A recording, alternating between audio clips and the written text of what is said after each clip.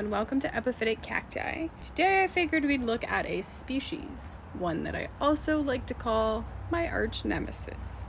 This is actually a Schlumbergera species, and according to the Epiphytic Society of America Registry of Species, Schlumbergera are shrubby, epiphytic, or saxicolous. Saxicolous just means that they grow on rocks. The stems are segmented and flattened, flowers nearly regular to zygomorphic. All species occur in Brazil. The one that we have in front of us is actually Schlumbergera lutea, and very specifically, it is the subspecies Bradei. It has been in other genus in the past, so it has also gone under the names of Hatiora epiphyloides, subspecies Bradei, Ripsalis epiphyloides, subspecies Bradei. The description of this one reads, the stems are 3 to 5 millimeters wide, the joints are broader at the tip, and the flowers are yellowish. I actually have a few different clones of this, which is funny because you just heard me say that it is my arch nemesis, and it is my arch nemesis. Nobody ever said that the clones that I have of this were doing well. Actually, here's kind of a funny story about this. So this guy, care-wise, it needs to grow a little bit different. It's something that's interesting because it seems to always need to be damp and quite a bit damper than I think what I'm accustomed to keeping any of my plants. So I actually have found that it grows best if it's kept in sphagnum moss. You cannot really let it dry out and have like changes in its humidity and changes in its temperature of any kind of drastic nature, because the only thing that I have found is if you have any of that, she will just tank like nobody's business immediately. This is a really impressive little guy that I did not grow. I'm just gonna say that right then and there. Like, I did not grow that. I actually bought this size. If you want to try to find these types of things, you can definitely haunt eBay to try to get these. You can definitely go into the Facebook groups. There's seller groups out there where, like, if you haunt some of those, like, you're no doubt eventually gonna find one of these guys will pop up. But like I said, it's not for the faint of heart. It is generally comes with a higher price tag, and if you kill it, you gotta be okay with the fact that happened. You gotta be okay with paying that higher price for it and watching it die and losing money, and you might actually have to buy it more than once. I've seen people grow these in a lot of different ways. Most of the time you're gonna need to set up some kind of a custom environment for it, because it just is not something that in my experience, it's just not something that you're just gonna be able to stick in a normal home growing environment and expect it to stay alive for very long. So in my specific case, I actually have humidifiers, because I also grow some orchids and stuff like that. I have humidifiers that I let run, and I would have the humidifier kind of would roll over them constantly, not at a point where it was dripping water off their branches or anything, but it just kind of would roll over them. I need to always keep that kind of humidity up there so that they enjoyed that. And sphagnum moss and that kind of situation I have found works very well. I also bought some biorbs. It's this company that sells these terrariums, only it's kind of a controlled terrarium. And what I've done to that bioorb is actually just kind of jerry-rigged it so that it would be more ideal for all of these kinds of epiphytic cacti species that are a little bit tough, whether that be in rooting or whether that be in growth. And finicky ones that I can keep in there, and I can always keep controlled and make sure that they have a good amount of humidity, and I can always keep them slightly wet. So that's where this guy has been growing, and he's been doing pretty good. If we take kind of a closer look here, he is not dropping anything. His little clades, they don't look sad or wilting or anything like that. You can see there's that adorable little growth right there that's coming out. And so far so good in the bioorb.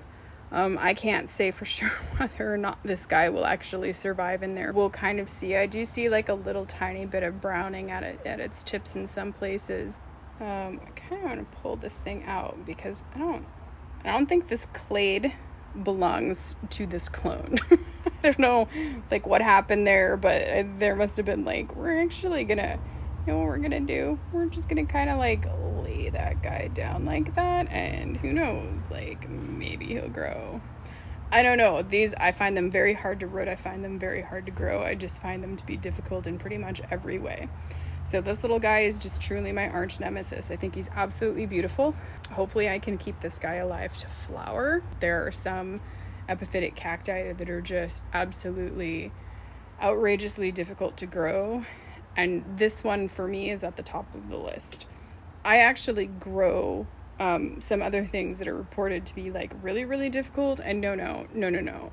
This is at the top of the list. You know, there's none of the other ones have I ever found quite this difficult. There's actually nothing that I've ever found quite this difficult. But I am going to say that I have killed a few, which I'm very sad about. But hopefully I keep it alive long enough to get it to flower, and I'll kind of try to do some updates on the little guy every once in a while. I don't know that I would rush out and do this. I think I wanted to try it because I wanted to make sure that I had like an ideal environment for some of these guys. And some of them right now, they're just in there because they're converting in their little sphagnum moss containers here. What I have going on here is I have these little hydroponic, they're actually intended for like rock wool to go in here and then for them to go in there and then the hydroponic water to spray up like this, and you know, it's a nutrient water or whatever. But I actually really like these for the bioorb just because the humidity level in the bioorb is actually really pretty high. It's always at about 70% or higher. So it's really humid in there. And you gotta kind of watch that a little bit because, you know, Lutea is actually one that I think is going to tolerate this kind of thing. There are other epiphytic cacti that just will not tolerate this kind of thing. So if I just kind of like zoom in here, you can see how I just kind of have them hanging out there. And I've got some like shale rock here, and I just kind of let it hang over, and I'm just keeping it in there like that for now. And I will definitely say that this is not the first specimen of this plant that I've gotten. It's actually the nicest specimen of this plant that I've ever gotten, but I have had other smaller specimens that died very quickly. Like literally I had one that I got in the mail, and the moment that I got it, it just completely fell apart. They don't ship well. And so this is actually the best that I have ever gotten one of these to just acclimatize. It seems to really enjoy that in there. It seems to be growing. It seems to be healthy. It is potted in sphagnum moss, and even so that sphagnum moss will actually dry out. So I do have to come along and like make sure that I water them every so often. I don't treat these biorbs the way that they're intended to be treated. There's actually a reservoir down there where you put like a bunch of water, and I didn't put a bunch of water in the reservoir because it was too much. It was too humid. The thing was constantly just soaking wet. And I have no intention of treating this like it's an actual terrarium. So I am more along the lines, to me, I'm treating it like it's a little mini greenhouse for me more than a terrarium. So it's to keep like really high humidity levels for very specific special plants. So here's this other bioorb, and you can see based off of the gauge in there, I actually had one that is outside of this, but it's actually rained. The air conditioner running here. So it's about 67 degrees and the humidity level is 57. It dumped rain last night, so that's pretty high humidity level. And you can see that in the bioorb right now, the humidity level is 99%.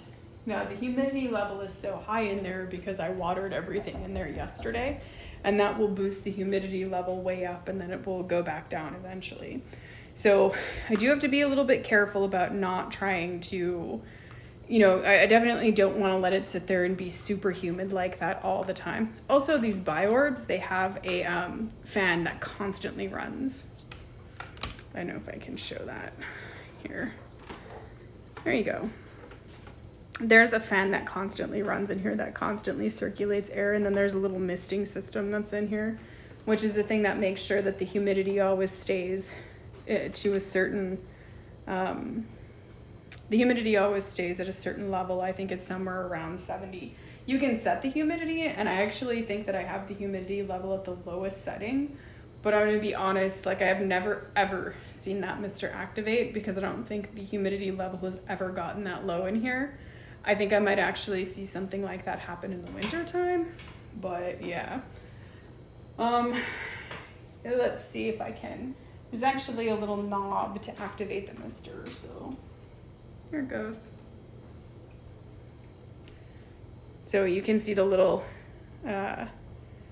swooshes of mist coming down there, and you can see how much it's moving because that fan is running all the time. So it's actually just spraying all that mist down. So it's a really cool thing. And I will say that a lot of the little plants that I have in there do really, really like it. And I will someday probably do like a little, you know, like a little tour of all of the things that are actually hanging around in here. But this video is specifically about Schlumbergera, Lutea, subspecies, Bradei. So the reason why we're over here is because there is another little guy in here. He's right there.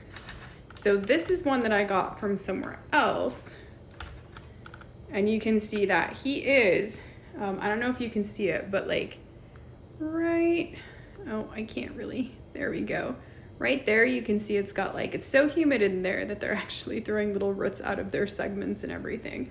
And you can see that here, you know, it's got new little growth on it and stuff. You know, there's a new little growth coming on it too. So it does actually, you can see it's in its little net pot. And it's got its little bit of sphagnum moss in there that I just make sure doesn't ever really truly dry out. But the humidity level is enough that like it doesn't just immediately start wrinkling and disintegrate the way that it normally would if it dries out. You can see too, there's little roots right there, little roots coming out. So they will grow in here, and they definitely do like it. And this is, you know, it honestly, if I tried to take this out of here now, I'm guessing it'd probably tank, because they just don't acclimatize very well with change. Like they just don't like it. So it's probably get to stay in there for a very long time. This little orb also has LED lights. There's a ring of LED lights at the top here. There you go. So you can see the little LED lights, the little ring of LED lights that are in there, and then you can see the little misting system where the mist comes out and stuff to make sure the humidity doesn't drop. Essentially, like the little LED lights, they come on at like a 12-hour interval and then they shut off. But they actually simulate like sunrise and sunset. So as you watch them, you'll actually see them like the light will actually start off very low and increase intensity until it's at full intensity. And then like for sunset, it will just do the exact reverse things. It's kind of a neat little thing. There's a little side view of that guy. I hope you've enjoyed the spotlight on this species. Thank you for watching, and happy cacti growing.